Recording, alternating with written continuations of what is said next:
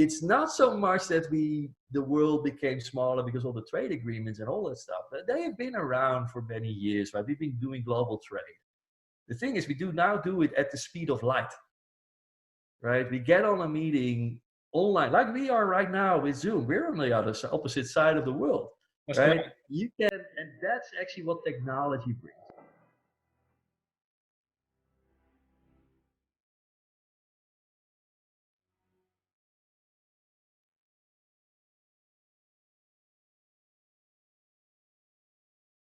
Welcome everybody to a next episode of Eliot Kelly TV. Tonight I have with us Mr. Matt Koopmans. Mr. Matt Koopmans is actually our expert. He's in business applications and he's attached to a company called the Aurelian Group. And we're going to learn more about that group tonight. But first of all, we'd like to introduce Mr. Matt Koopmans to Eliot Kelly TV. Thank you so much, Elliot. I really appreciate it, and thank you to all the viewers and listeners out there. And it's going to be a great few minutes. Certainly. If you're just joining us, our topic today, we're speaking about business applications. And when it comes to business applications, in fact, if you look up business applications in the dictionary, you're going to actually see Matt's face right on the side of it. So we're going to jump right into the questions because we know Matt is a very busy person as well. Matt, tell us your story. Tell us how you got involved in the entire software as a service industry. Okay, so that's actually going back to 1993, which is my first go live. And that was a forecasting tool, which cost actually quite a bit of money, several $100,000 just for the tool. And you know how the implementations go, right? And it was for a manufacturer, and a very important one. It was the beer manufacturer in the Netherlands. So if we messed up, there would be riots in the street. And that was on, if you can imagine that, a green screen computer with just characters on it, right? And it did a 16-week forecast. If I look back at it now, we can do that in an Excel spreadsheet for half an hour. So, and it was put somewhere on the mainframe, and all very secret squirrel stuff with menus like, okay, now you need to do M32 and then A16 for this particular application. So that's how it all started. And I rolled into, because my background is business, right? I'm not an IT person, I'm a business person. I just rolled into it. And I got involved in a small company doing sales activity management. And sales activity management is a precursor to Salesforce automation, which in itself is the precursor to the CRM we know and love today. Sure. So I've been around the block for a while, and things actually migrated quite a bit. Now, the biggest migration is the cloud. And it's not just moving the application up in the server, because no one really cares where the application is, right? It's about how you use it. Of but course. The cloud brought with it the mobile component. And again, it's not about, hey, I can do stuff on my phone. It's now I can work anywhere on any device. And that's a big disruption. And the second part of the cloud obviously brings is that hyperscale, which brings us the artificial intelligence, where things just become smarter and help you do your business. Whereas in the old days, you needed to fill out your ERP system. Otherwise, the accountant got angry because he can't do his postings. Of course. And now it's like the ERP system or your business application is telling you, this is what's going to happen. You should be thinking about that. So it's becoming more proactive instead of the retrospective thing. So my journey has been a long one, but it's also a very interesting one. Certainly. Thank you. Now, you've traveled quite a bit. Tell us a little bit about the differences. You've been in New Zealand, you've been in Saudi Arabia, you've been in Bahrain as well. Obviously, yes. The cultures would be quite different in those various places. Tell us about the cost of business, first of all, the barriers to entry probably, and a little bit about the environments as far as differences. Yes, so I have indeed lived in the Middle East. I must say that's about 20 years ago. So things were a bit, there was no cloud. Actually, in Saudi Arabia, there was no internet. That was illegal. Currently, they have opened up and things are obviously getting more better there. But what's different in the culture, it's actually every culture has its own things, right? So for instance, my last corporate role, I used to work for a small company doing something in Windows, Microsoft. You may have heard of them. So I worked for them, and I covered the Asia region for business applications. And going into Japan is a whole different experience than going into China, which is a whole different experience than going into Australia. But what you'll find is that the businesses are not so different. And this is actually a key thing. So all the businesses that we've done implementations for, if you really break it down, they'll do the same thing, really, right? Because there's only so many ways you can make stuff and actually sell stuff and have some money at the end of it. Because that's what a business does. Certainly. But the cultural aspect of how they go about things is completely different. So for instance, in Japan, what I notice is people start from the detail. They want to know all the details. So I've been asked, can your team write an operational manual so how we can maintain this application? Before they even gave us like, what is it going to do? Sure. Is it going to be a retail system? Is it going to be a CRM system? They want to know how to operate it. And then they build from that detail, they build the entire system up. And it's just another way of looking at it. Whereas in the Western culture, we like to go and, okay, but this is the high level what we're going to do. And then we break that down in the individual components and hopefully we don't miss anything, right? So each of these systems have their advantages, whereas in the Japanese system, when they do things, they tend to be a lot more diligent in things, right? And it tends to be really well thought out. Not necessarily all fitting end to end on the high level because all those details are done by different streams. Sure. But I have to collaborate a lot more than we have to. We can do segmentation and get things done because we know the intent. Whereas in our end, you probably notice if you're in business applications, you're running a big project and the more complex they get, the more chances there are that things are going to break down. And somewhere down the line, people figure out, like, oops, we didn't think about that one. And that's because we work from the high level down and hope we don't forget anything. So there are differences in culture, but from a business application perspective, we kind of do the same things. Thank you. Thank you for that, Matt. You led us right into our next question, which is we've understood that 60 to 75% of these businesses that try to implement these software applications, they actually fail. What do you think that is? I mean, you touched on it a bit, but let's dig a little bit deeper into why the failure rate is so high.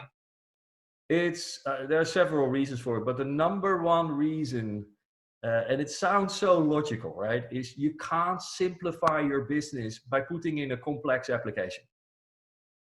That makes no sense.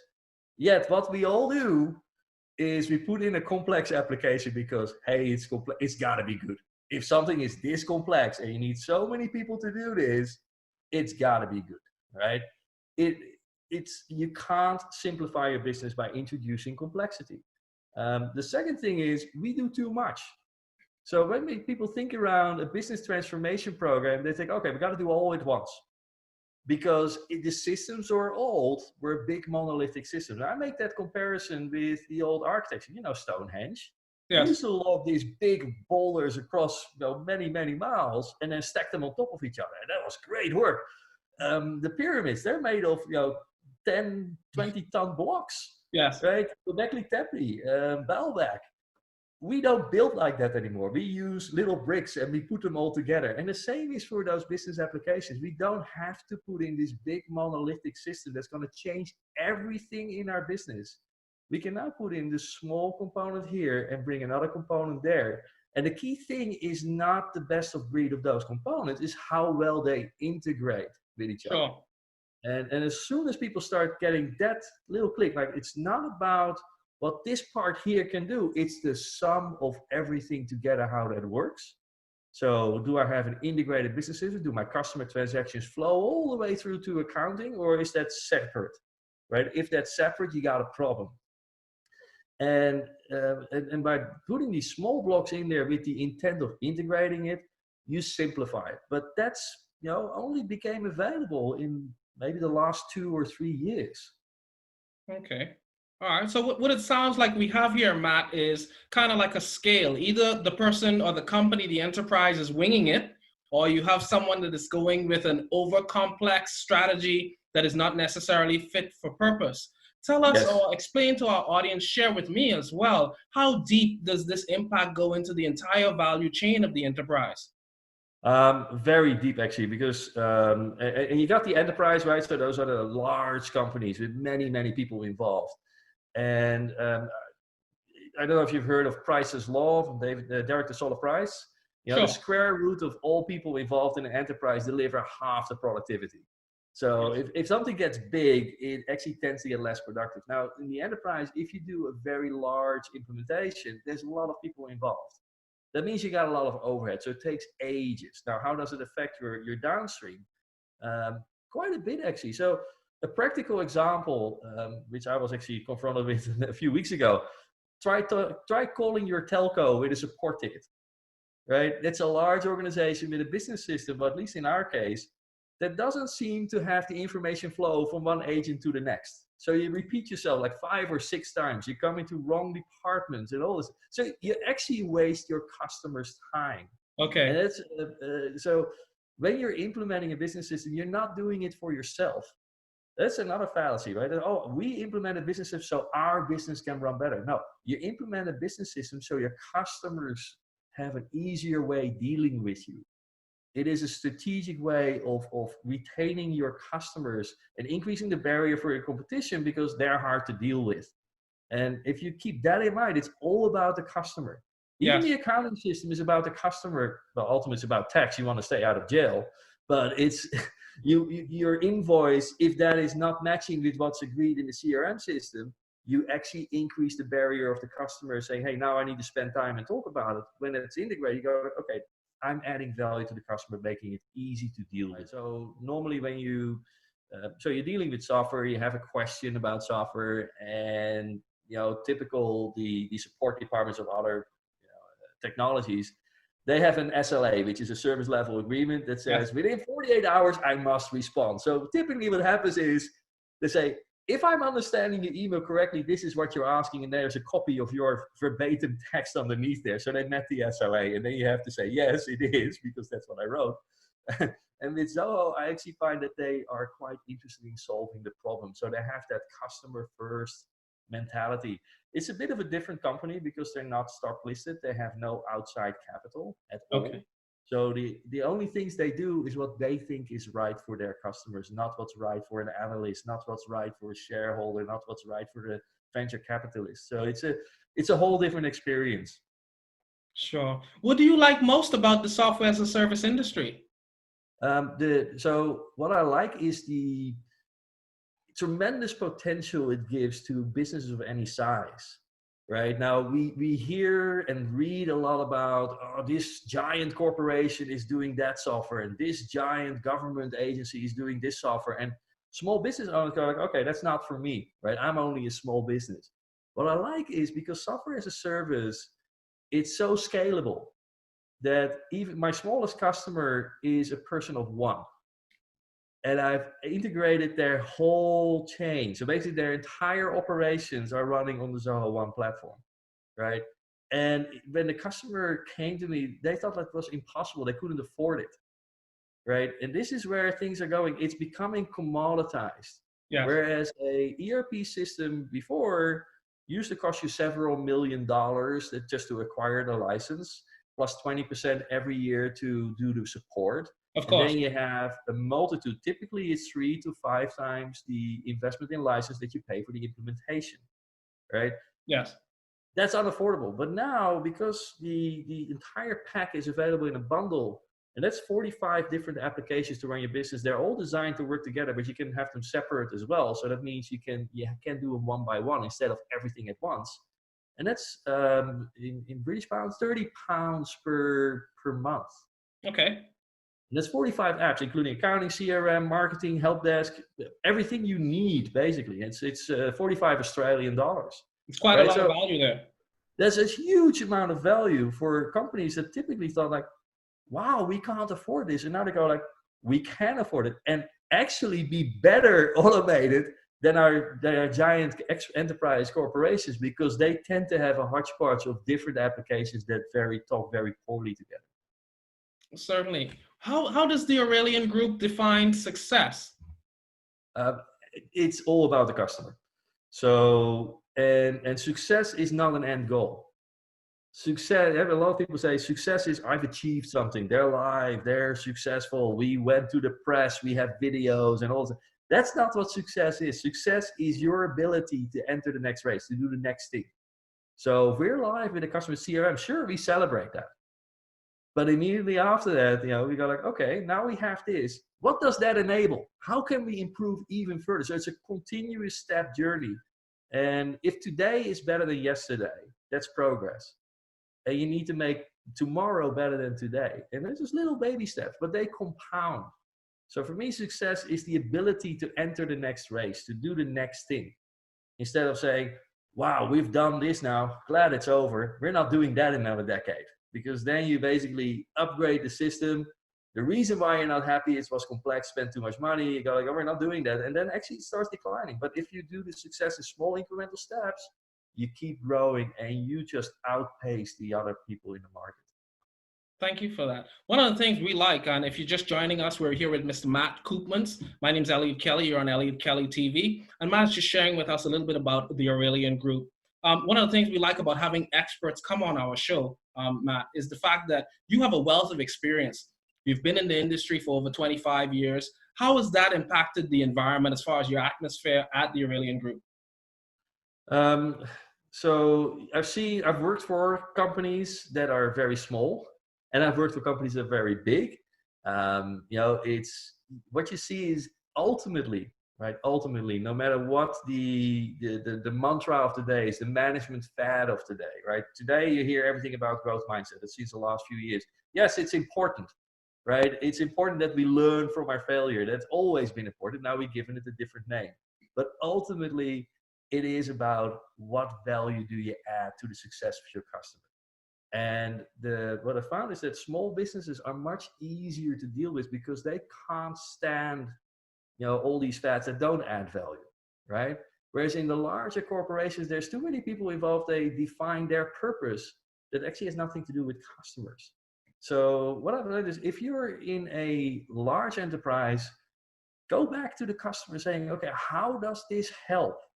Whatever I do, if it doesn't help my customer, then maybe I should be spending less time doing this, right? And with customers, it can be you working directly with the customer, or you work on the supply chain to get things, moving towards the customer, because supply chain management is nothing but decreasing the time and cost to get something from here to there, and there is then the customer, right? And if you're in the product, think about how can we innovate the product, not because a feature is cool, but because a feature is required. It is something that adds value. So I remember I was in a call with one of the R&D guys for one of the companies I've worked for, and I've worked for several vendors as well.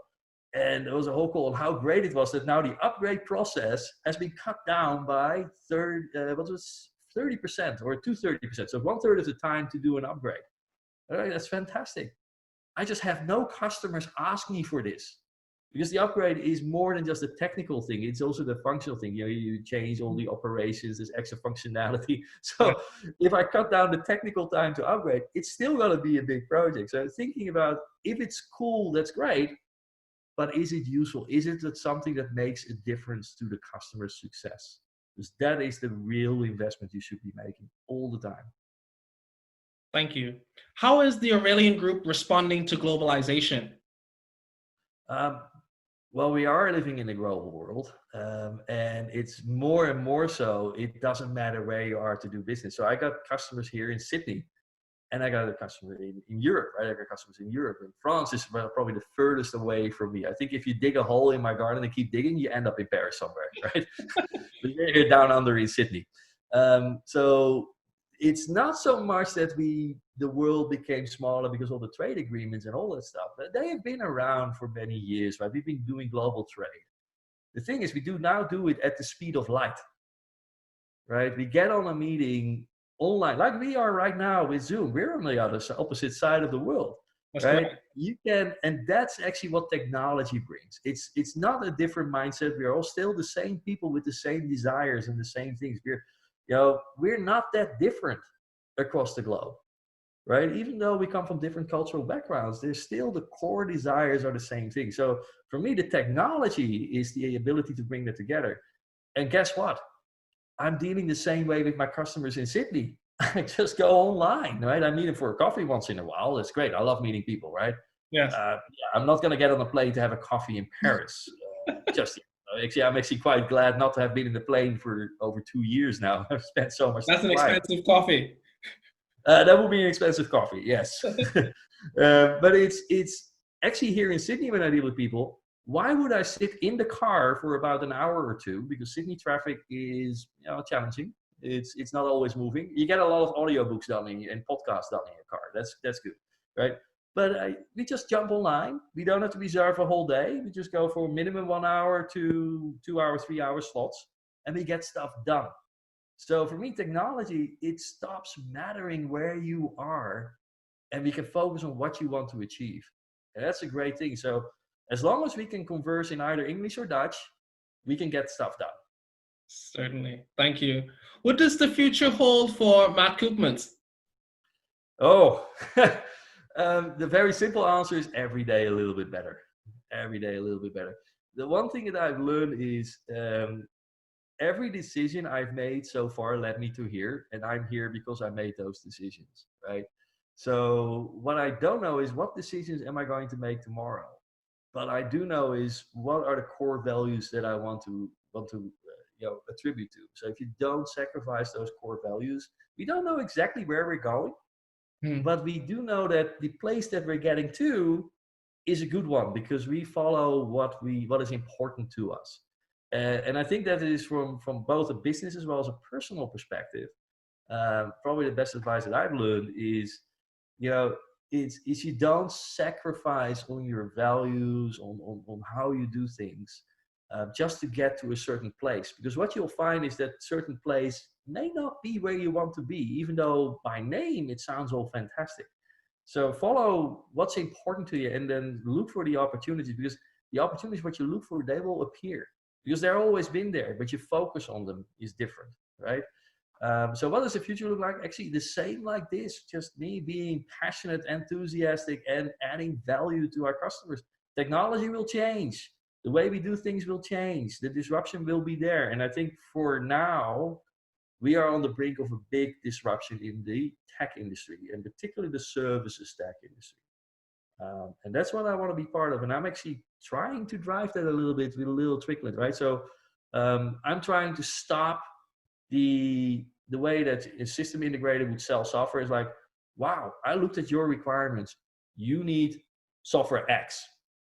Why do they need software X? They don't care about your requirements. They just got 20 people on the bench that do software X. So they're clearing the bench, right? You come back 6 months later, same requirements, but the people are cleared. No, you need software Y. That's so much better for you because they got 15 people on the bench for that, right? Yeah. That needs to change. If software is going to be commoditized, and I just said, right, so 30 pounds per employee for all the software they need to run in your business. That's commoditization. That's just almost like getting power out of the wall from your clients. That's where we need to get to. You can't go in there and say, but you need to spend $1 million with all these people to make that run for you. I mean, I don't know the last time that you plugged in your new stereo amplifier and someone comes by like, I need to install this for you. You can't plug that in yourself. That's $100,000. Thank you very much. It doesn't work like that. So that's the disruption that I'd like to see. So where Matt Koopmans is in the future, from the most tangible way I can describe that, is part of that disruption rate. Let's make that a commodity. Let's make you as the customer empowered to change your own system and maintain that. It is not so complex anymore. People are still having the fear, uncertainty, and doubt, like, oh, I can't touch it because things will break. The new software is a lot more user-friendly. You can do it. You just need to be shown how and take away that fear, because the water is not so cold once you get in. Sure. How can persons get in contact with the Aurelian Group, Matt? Okay, so go to the website. It's www.aurelian-group.com. You can always send me an email. That's info@aurelian-group.com. You can find me on LinkedIn. So look for Matt Koopmans on LinkedIn. There's a couple of them out there. It is actually quite an interesting name. I didn't think there would be so many Matt Koopmanses, but there are a few. Not that many. It's not like John Smith. You get 1 million hits, right? But there are a couple. But you see my face there on LinkedIn. You see what I do. So connect with me on LinkedIn. I'm very open on connecting. And let's see if I can add value to you. I mean, let's connect. This is a global community where people want the best for each other. Well, that's, I think, the absolute key. Thank you very much. If you found any value on tonight's show, again, just go right down in the bottom. You click share. Share this with your friends. If you're trying to get in contact with Matt, Matt's handles will also be down in our comments for you. Thank you so much, Matt, for coming on our show, visiting Eliot Kelly, blessing us with your golden nuggets. your wealth of experience as well. And thank you to your team. Thank you, audience, for watching Eliot Kelly TV. Never lose your passion to go platinum. It was my pleasure. Thank you.